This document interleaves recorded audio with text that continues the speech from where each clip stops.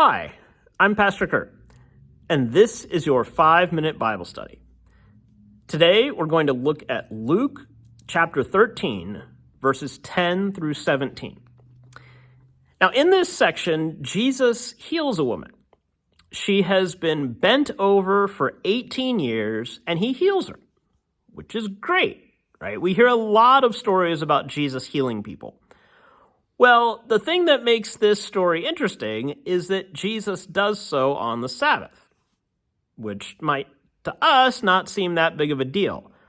But for the leaders of the synagogue at the time, that was a big deal.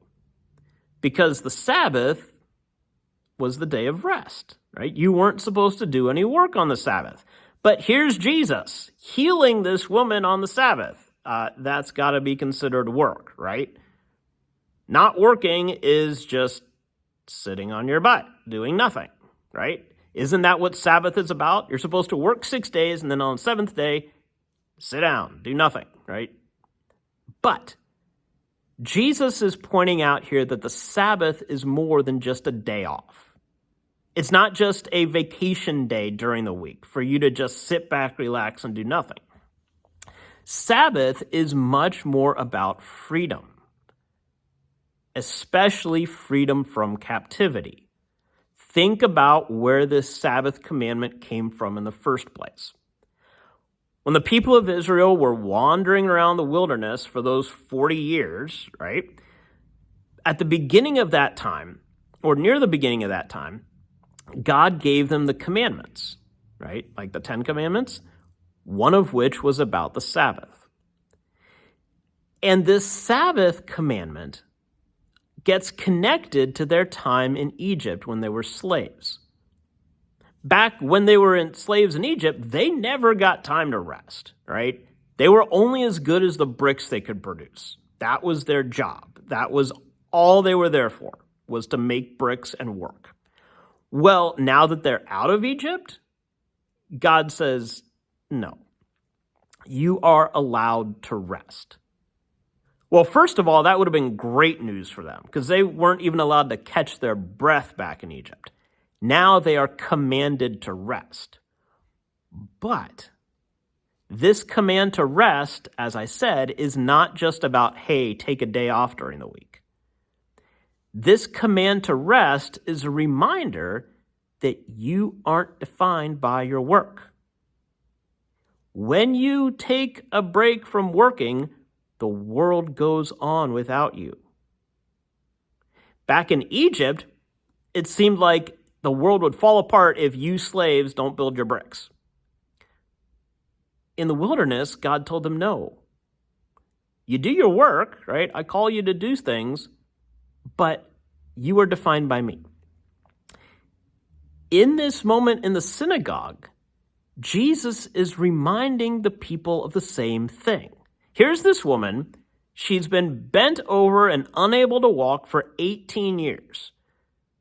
The leaders there say, she's been this way for 18 years. She can wait one more day for you to heal her tomorrow when it's not the Sabbath. And Jesus is like, no. Of all the days of the week for this woman to be healed, the Sabbath is the best day for it.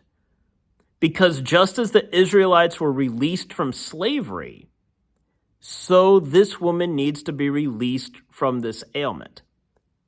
He not only says it's an ailment, but he says that she's been in bondage by Satan for 18 years. He's connecting it back to the bondage that the people experienced in Egypt. He's saying that this woman has become enslaved. And so now he is here to set her free. He also points out the hypocrisy of the people there who are saying, nope, no work on the Sabbath. He says, don't you guys rescue your animals or take care of your animals on the Sabbath? Wouldn't that be considered work? Today, we might think of it like this. How many people take more care of their pets than they do other people? You feed your pets, you tend to them, you want them to have a comfortable, wonderful life with you. But if you see somebody in need, you pass them by. Really? This is Jesus' comment to them. You're willing to take care of your animals on the Sabbath, but you won't let me heal this woman. Come on. Jesus knows what Sabbath is all about, that it's about healing and release and freedom.